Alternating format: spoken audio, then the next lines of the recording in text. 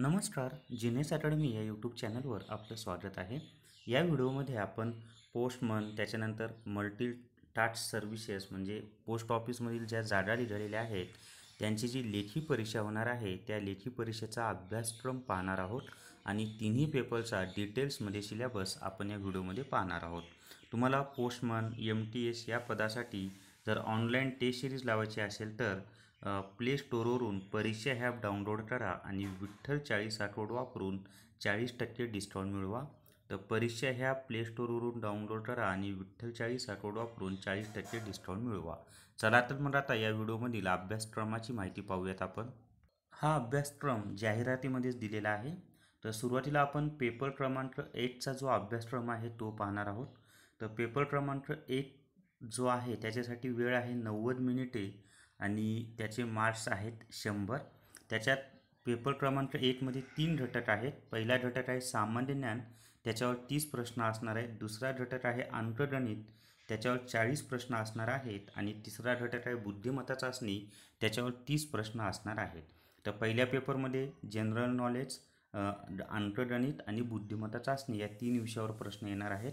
आता आपण general knowledge या विषयाचा अभ्यासक्रम पाहूयात.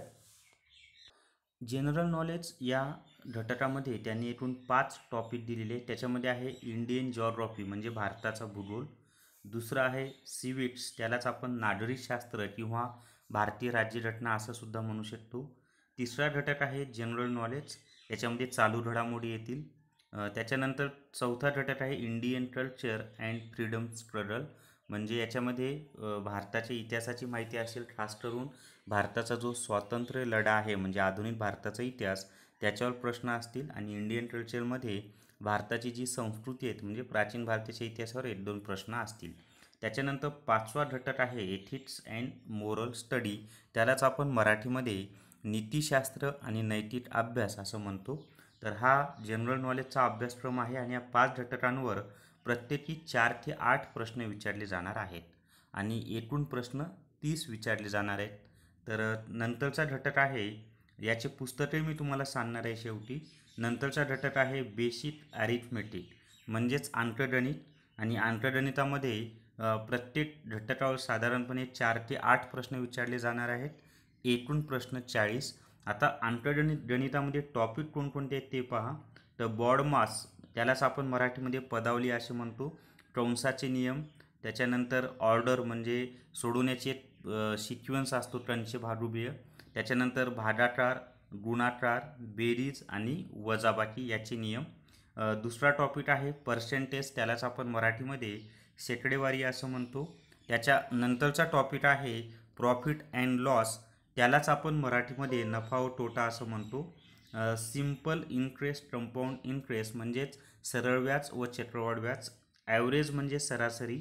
टाईम अँड वर्क म्हणजे काळ व काम. टाईम अँड डिस्टन्स म्हणजे काळ अंतर वेग. युनिटरी मेथड म्हणजे त्याला आपण मराठीमध्ये ऐकिक नियम असं म्हणतो. आणि या सर्व घटकांवर 4 ते 8 प्रश्न विचारले जाणार आहेत. तिसरा जो विषय आहे तो आहे रिझनिंग अँड ॲनालिटिकल ॲबिलिटी, त्यालाच आपण मराठीमध्ये बुद्धिमत्ता चाचणी असं म्हणतो. त्याच्यावर एकूण 30 प्रश्न विचारले जाणार आहेत. आणि both verbal and non verbal types म्हणजे व्हर्बल बुद्धिमत्ता चाचणीची विभागणी 2 भागांमध्ये केली जाते, व्हर्बल आणि नॉन व्हर्बल म्हणजे शाब्दिक आणि अशाब्दिक. याचाच अर्थ बुद्धिमत्ता चाचणीचे जेवढे टॉपिक आहेत त्या सर्व टॉपिकवर प्रश्न विचारले जाणार आहेत. त्याच्या खाली दिले नॉन व्हर्बल म्हणजे भाषेच्या संदर्भात आहे, ज्या भाषेमध्ये तुम्ही पेपर देणार आहात त्या भाषेमध्येच ते प्रश्न येणार आहेत. त्याच्यानंतर पेपर क्रमांक म्हणजे 1मध्ये जो मी तुम्हाला सिलेबस सांगितला यासाठी कोणती पुस्तकं वापरायची ते तुम्हाला सांगतो आणि नंतर आपण पेपर क्रमांक 2 आणि पेपर क्रमांक 3चा सिलेबस पाहणार आहोत. सामान्य ज्ञानच्या अभ्यासासाठी हे स्क्रीनवर दिसत असलेली 3 पुस्तकं वाचा. या पहिल्या पुस्तकामध्ये सिविक्स या घटकाची तयारी होईल. दुसऱ्या पुस्तकामध्ये म्हणजे स्पर्धा परीक्षा इतिहासमध्ये इतिहासची तयारी होईल. स्पर्धा परीक्षा भूगोल या पुस्तकामधून भारताच्या भूगोलची तयारी होईल. आणि जनरल नॉलेजची तयारीसुद्धा या पहिल्या पुस्तकामधूनच होईल. तर हे 3 पुस्तकांमधून जी केची तुमची तयारी होईल. आता गणित आणि बुद्धिमत्ता चाचणीसाठी कोणती पुस्तकं आहेत ती पहा. आणि ही पुस्तकं तुम्हाला विकत घ्यायची असतील तर 8806068618 या व्हॉट्सअप नंबरवर मेसेज करा किंवा फोन करा, तुम्हाला घरपोच पुस्तकं मिळून जातील. गणित आणि बुद्धिमत्ता चाचणीसाठी विठ्ठल जोशी सरांचे स्पर्धा परीक्षा अंतर्गणित आणि विठ्ठल जोशी सरांचं स्पर्धा परीक्षा बुद्धिमत्ता चाचणी ही 2 पुस्तकं यूज करा. याच्यामध्ये सर्व सिलेबस तुमचा कव्हर होईल. तर ही 5 पुस्तकं जर तुम्ही रेफर केली, मी आत्ता सांगितलेली, तर तुमचा पोस्ट ऑफिस भरतीचा सर्व सिलेबस याच्यातनं कव्हर होईल. आणि ही 5ही पुस्तकं विकत घ्यायची असतील तर 8806068618 या माझ्या व्हॉट्सअप नंबरवर मेसेज करा किंवा फोन करा. तुम्हाला घरपोच ही पुस्तकं मिळून जातील. आता आपण पेपर क्रमांक 2ची माहिती पाहूयात. तर पेपर क्रमांक 2 हा 45 मिनिटांचा असणार आहे आणि एकूण मार्क्स असणार आहे 60. आणि हा जो पेपर आहे हा लोकल लँग्वेज, आता महाराष्ट्रामध्ये लोकल लँग्वेज म्हणजे स्थानिक भाषा ही मराठी भाषा आहे. त्याच्यामध्ये पहा प्रश्न कसे येणार आहेत. सिलेबस असा आहे, translation of words from English to local language, म्हणजेच इंग्लिश भाषेतील शब्दांचं रूपांतर किंवा त्यांचा अर्थ मराठी भाषेमध्ये सांगणे. याच्यावर 15 प्रश्न असणार आहेत आणि त्याचे गुणसुद्धा 15च असणार आहेत. त्याच्यानंतर translation of words from local language to English multiple choice question. आता याच्यामध्ये ना जी आपली मराठी भाषेतील शब्द आहे त्याचा अर्थ इंग्लिश भाषेमध्ये सांगायचा आहे आणि याच्यावरसुद्धा 15 प्रश्न आहेत आणि 15 गुण आहेत. लेटर रायटिंग म्हणजे पत्रलेखन 80 ते 100 शब्दांमध्ये लिहायचं आहे. आपल्याला 3 विषय दिले जाणार आहेत. त्या 3 विषयांपैकी एका विषयावर आपल्याला पत्रलेखन करायचं आहे. त्याच्यासाठी 15 मार्क्स म्हणजे 15 गुण आहेत. आणि चौथा टॉपिक आहे पॅराग्राफ किंवा शॉर्ट एसे म्हणजे निबंध लेखन, आणि ते सुद्धा 80 ते 100 शब्दांमध्ये करायचं आहे.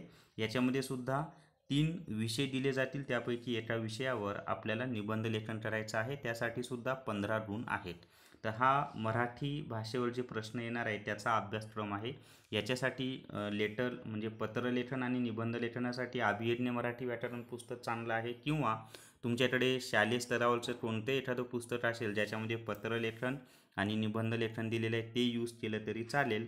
आणि हे जे शाब्दिक भाग आहे 30 मार्कांचा, यासाठी स्कॉलरशिपचे पुस्तकं वापरा. त्याच्यामध्ये मराठी भाषांमधील शब्दांचा इंग्लिशमधील अर्थ किंवा इंग्लिश शब्दांचा मराठीमधील अर्थ या स्वरूपाचे प्रश्न असतात आणि सोपेच प्रश्न त्याच्यावर विचारले जातात.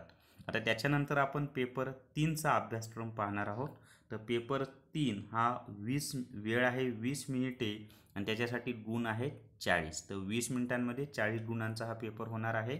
आणि याच्यामध्ये ना एंट्री ऑफ म्हणजे इथं skill test of data entry of 20 minutes on computer म्हणजे 20 मिनिटांचा हा पेपर होईल. आणि entry of 2000 keys depression plus minus 500 म्हणजे 2000 कीज डिप्रेशन ते चेक करणार आहेत. आता जे डेटा एंट्री केलेलं आहे त्यांना हे माहिती आहे डिप्रेशन म्हणजे काय ते. तर या व्हिडिओमध्ये आपण पोस्टमॅन भरतीचा जो अभ्यासक्रम आहे तो डिटेल्समध्ये अभ्यासक्रम पाहिलेला आहे. हा व्हिडिओ तुमच्या मित्रांसोबत इतर व्हॉट्सअप ग्रुपवर आणि टेलिग्राम चॅनलवर जास्तीत जास्त शेअर करा आणि जीनेस अकॅडमी हे चॅनल सबस्क्राईब करा. Thank you very much.